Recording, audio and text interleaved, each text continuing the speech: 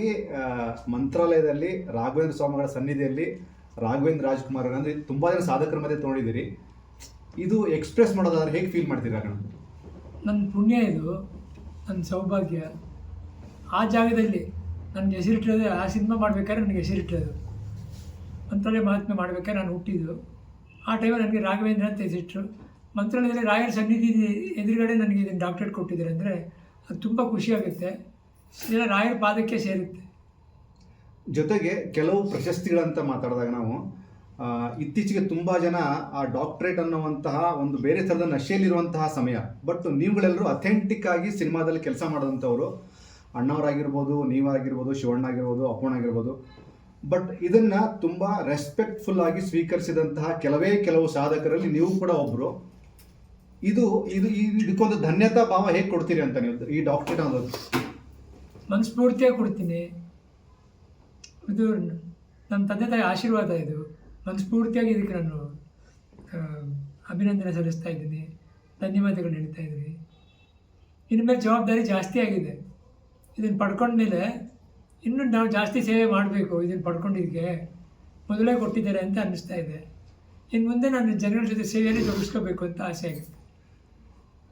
ಪ್ರತಿ ಸಲಿನೂ ರಾಘಣ್ಣ ಮಾತಾಡುವಾಗ ಅದು ಮಗನ ಸಿನಿಮಾ ರಿಲೀಸ್ ಆಗಲಿ ಅಥವಾ ಮನೇಲಿ ಏನಾದರೂ ಒಂದು ಕಾರ್ಯಗಳಾಗಲಿ ಪ್ರತಿಯೊಂದಕ್ಕೂ ಜವಾಬ್ದಾರಿ ಹೆಚ್ಚಾಯಿತು ಅನ್ನೋಂಥ ಪದನ ನೀವು ಬಳಸ್ತೀರಿ.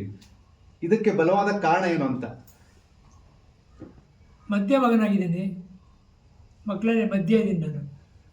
ಆ ಕಡೆ ಈ ಕಡೆ ಇಬ್ಬಿಬ್ಬರಿದ್ದಾರೆ, ನಾನು ಮಧ್ಯ ಇದ್ದೀನಿ. ಮೊದಲಿಂದ ಅಪ್ಪಾಜಿ ಅಮ್ಮನ ಜೊತೆನೇ ಬೆಳ್ಕೊಂಬಂದಿದ್ದೀನಿ. ಸ್ವಲ್ಪ ಜವಾಬ್ದಾರಿ ಜಾಸ್ತಿ ಕೊಟ್ಟಿದ್ದಾರೆ ನನಗೆ. ರಾಘವೇಂದ್ರ ರಾಜ್ಕುಮಾರ್ ಅವರು ಒಬ್ಬ ನಾಯಕ ನಟರಾಗಿ ಮಿಂಚಿದಂಥವ್ರು, ಒಬ್ಬ ನಿರ್ಮಾಪಕರಾಗಿ ಮಿಂಚಿಸುವಂಥವ್ರು, ಕಥೆಗಳನ್ನು ಆಯ್ಕೆಯಲ್ಲಿ ದೊಡ್ಡ ಮಟ್ಟದ ಒಂದು ಸಾಧನೆ ಮಾಡಿದಂಥವ್ರು. ಈ ಬಿರುದುಗಳು ಕೂಡ ರಾಘಣ್ಣ ಎಷ್ಟು ನಿಮಗೆ ಪ್ಲಸ್ ಆಗ್ತವೆ? ಡಾಕ್ಟ್ರೇಟ್ ಒಂದು ಕೂಡ ಅದು ಸಾಮಾನ್ಯವಾದಂಥ ವಿಚಾರ ಅಲ್ಲ. ಸಿನಿಮಾ ರಂಗಕ್ಕಾಗಿ ನಿಮ್ಮ ಸೇವೆಯನ್ನು ಪರಿಗಣಿಸಿಕೊಟ್ಟಂಥದ್ದು. ಈ ಬಿರುದು ಎಷ್ಟು ಇಂಪಾರ್ಟೆಂಟ್ ಆಗುತ್ತೆ ಒಬ್ಬ ವ್ಯಕ್ತಿಗೆ, ಒಬ್ಬ ನಟನಿಗೆ? ಜವಾಬ್ದಾರಿ ಜಾಸ್ತಿ ಆಗುತ್ತೆ. ನಾವು ಇನ್ನೂ ಕೆಲಸ ಜಾಸ್ತಿ ಮಾಡಿಲ್ಲ, ಇನ್ಮೇಲೆ ಮಾಡಬೇಕು ಅಂತ ಅನಿಸುತ್ತೆ. ಓಕೆ. ಇದ್ರ ಜೊತೆಗೆ ಸಿನಿಮಾದಲ್ಲಿ ಅಂದರೆ ಆಲ್ರೆಡಿ ವಜ್ರೇಶ್ವರಿ ಅನ್ನುವಂಥ ಸಂಸ್ಥೆ, ಅದು ಅಣ್ಣವರ ಕುಟುಂಬ, ದೊಡ್ಡ ಮನೆ, ಜೊತೆಗೆ Raghanna to be a part. ಈ ಚಲನಚಿತ್ರರಂಗದಲ್ಲಿ ಸೇವೆ ಅನ್ನೋದನ್ನು ಪರಿಗಣಿಸಿದಾಗ ಈ ಜವಾಬ್ದಾರಿ ಜೊತೆಗೆ ನಿಮ್ಮನ್ನು ನೀವು ತುಂಬ ಆ್ಯಕ್ಟಿವ್ ಆಗಿ ಮಾಡ್ಕೊತೀರಿ. ಅಂದರೆ ಇಂಥ ಟೈಮಲ್ಲೂ ಕೂಡ ನೀವು ಆ್ಯಕ್ಟಿವ್ ಆಗಿರ್ತೀರಿ. ಇದಕ್ಕೆ ಒಂದು ಸ್ಟ್ರಾಂಗ್ ರೀಸನ್ ಏನು? ಅಭಿಮಾನಿಗಳು ಕೊಡುವಂಥ ಪ್ರೀತಿನ, ಉದ್ಯಮದವರ ಒಂದು ಸಾಥ ಹೇಗೆ ಅಂತ? ಎಲ್ಲ ಸೇರುತ್ತೆ. ಅಭಿಮಾನಿಗಳ ಪ್ರೀತಿ, ಉದ್ಯಮದ ಒಂದು ಸಹಕಾರ ಎಲ್ಲ ಸೇರಿ ಅದು ಶಕ್ತಿ ಬರುತ್ತೆ. ಓಕೆ. ವಿಶೇಷವಾಗಿ ಇದ್ರ ಜೊತೆಗೆ ಮೊನ್ನೆ ನಿಮ್ಮ ಜೊತೆಗೆ ರಾಘವೇಂದ್ರ ಚಿತ್ರವಾಣಿಯ ಸುಧೀಂದ್ರ ವೆಂಕಟೇಶ್ ಅವರ ಪರವಾಗಿ ನಮ್ಮ ವೆಂಕಟೇಶ್ ಅವರ ಅವಾರ್ಡ್ ತೊಗೊಂಡ್ರು, ಡಾಕ್ಟ್ರೇಟ್ ತೊಗೊಂಡ್ರು.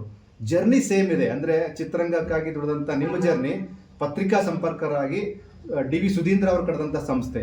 ಇದು ರಾಘವೇಂದ್ರ ಚಿತ್ರವಾಣಿ ಪ್ಲಸ್ ಸುಧೀಂದ್ರ ವೆಂಕಟೇಶ್ ಅವರ ಆ ಕಾಂಬಿನೇಷನು, ನಿಮ್ಮ ಒಂದು ಅವ್ರ ಜೊತೆಗಿನ ಜರ್ನಿ ಹೇಗೆ ಫೀಲ್ ಮಾಡ್ತೀರಿ? ಎಲ್ಲ ಒಂದೇ. ಅವರಿಲ್ಲದೆ ನಾವಿಲ್ಲ, ನಾವಿಲ್ಲದೆ ಅವರಿಲ್ಲ, ಎಲ್ಲ ಒಟ್ಟೊಟ್ಟಿಗೆ ಬಂದಿದ್ದೀವಿ. ಜೊತೆಗೆ ಅಣ್ಣವ್ರಿಗೆ ಅವ್ರು ಹೆಸರು ಹೇಳಿದಂಗೆ ಅಣ್ಣವ್ರಿಗೆ ಡಾಕ್ಟ್ರೇಟ್ ಆಯಿತು, ನಂತರ ಶಿವಣ್ಣವ್ರಿಗೆ ಆಯಿತು, ಅಪ್ಪಣ್ಣಗಾಯಿತು, ನಿಮ್ಗಾಯಿತು. ಈ ಡಾಕ್ಟ್ರೇಟ್ ಅನ್ನೋದನ್ನು ದೊಡ್ಡ ಮನೆ ಯಾವ ಥರ ಸಂಭ್ರಮಿಸುತ್ತೆ? ನಾನು ಹೇಳಿದ್ದೆ, ಇದು ನಮಗೆ ಸಂಭ್ರಮಕ್ಕಿಂತ ಹೆಚ್ಚಾಗಿ ಜವಾಬ್ದಾರಿ ಜಾಸ್ತಿ ಮಾಡುತ್ತೆ. ಇನ್ನೂ ನಾವು ಇದಕ್ಕೆ ಅರ್ಹತೆ ಇದೀವಾ ಇಲ್ವಾ ಅನ್ನೋದೊಂದು ಪ್ರಶ್ನೆ ಉಟ್ಕೊಳ್ಳುತ್ತೆ. ಇನ್ನು ಮುಂದೆ ನಮಗೆ ಜವಾಬ್ದಾರಿ ಮಾಡು, ನಿನಗೆ ಮೊದಲೇ ಕೊಟ್ಟಿದ್ದಾರೆ ಅಂತ ಹೇಳುತ್ತೆ ನಮಗೆ. ಮಂತ್ರಾಲಯಕ್ಕೆ ರಾಘಣ್ಣ ಒಬ್ಬ ಭಕ್ತರಾಗಿ ಹೋಗೋದಕ್ಕೂ ಒಬ್ಬ ಅವಾರ್ಡಿಯಾಗಿ ಹೋಗೋದಕ್ಕೂ ಒಂದು ಸಣ್ಣ ಲೇಯರ್ ಆಫ್ ವ್ಯತ್ಯಾಸ ಇದೆ. ಇದು ನನ್ನ ಪರ್ಸ್ಪೆಕ್ಟಿವ್. ನೀವು ಮೊನ್ನೆ ಹೋದಾಗ ಭಕ್ತರಾಗಿ ಹೋಗಿದ್ರಿ, ಜೊತೆಗೆ ಅವಾರ್ಡ್ ತೊಗೊಳೋದಕ್ಕೆ ಹೋಗಿದ್ರಿ. ಆ ಮಧ್ಯದ ಆ ಭಾವನೆಗಳು ಹೇಗಿತ್ತು ಆ ಟೈಮಲ್ಲಿ?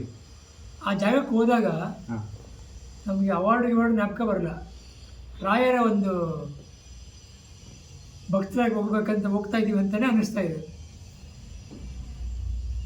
ಒಂದು ಅಪ್ಪಾಜಿ ಅಮ್ಮ ಜೊತೆಗೆ ಇರಲಿಲ್ಲ ಅನ್ನೋದೊಂದು ಕೊರತೆ ಇದ್ದೇ ಇರುತ್ತೆ. ನನ್ನ ತಂದೆ ತುಂಬ ಖುಷಿಪಟ್ಟಿರೋರು. ನನ್ನನ್ನು MBBS ಮಾಡಿ ಡಾಕ್ಟ್ರ್ ಮಾಡಬೇಕು ಅಂತ ಮಾಡಿದರು. ಅದು ಆಗಲಿಲ್ಲ. ಕೊನೆಗೆ ಈ ಡಾಕ್ಟ್ರೇಟ್ ಬಂದಿದೆ. ಇದು ನೋಡೋಕೆ ಅವರಿಬ್ಬರ ಜೊತೆ ಇಲ್ಲ. ಆದರೆ ರಾಯರ ಆಶೀರ್ವಾದ ಇತ್ತು. ಅದೇ ಜಾಗದಲ್ಲಿ ಪಬ್ಲಿಕಲ್ಲಿ ಕೊಟ್ಟಿದ್ದಾರೆ. ಇದು ನಮಗೆ ಜವಾಬ್ದಾರಿ ಜಾಸ್ತಿ ಮಾಡುತ್ತೆ. ಯೂಶಲಿ ರಾಘಣ್ಣ, ಅಂದರೆ ನಾವು ಮಾಧ್ಯಮದವರಾಗಿ ರಿಯಲ್ ಪೊಲೀಸ್ ಆಫೀಸರ್ನ, ರಿಯಲ್ ಡಾಕ್ಟರ್ಗಳನ್ನು, ರಿಯಲ್ ಲಾಯರ್ಗಳನ್ನು ನೋಡಿರ್ತೀವಿ. ಅವ್ರು ಅಂತಾರೆ ನಮಗೆ ಆ್ಯಕ್ಟ್ ಮಾಡೋಕ್ಕೆ ಬರಲೇ ಇಲ್ಲ ಅಂತ. ಬಟ್ ಕಲಾವಿದರಿಗಿರುವಂಥ ದೊಡ್ಡ ಸೌಭಾಗ್ಯ ಅಂದರೆ ನೀವು ಎಲ್ಲ ಥರದ ಪಾತ್ರಗಳನ್ನ ಮಾಡಿ ಅದನ್ನ ಡಾಕ್ಟ್ರೇಟ್ ಆಗಿ ಫೀಲ್ ಮಾಡ್ತಾ ಹೋಗ್ತೀರಿ ಹೌದು ಹೌದು ಅಲ್ಲ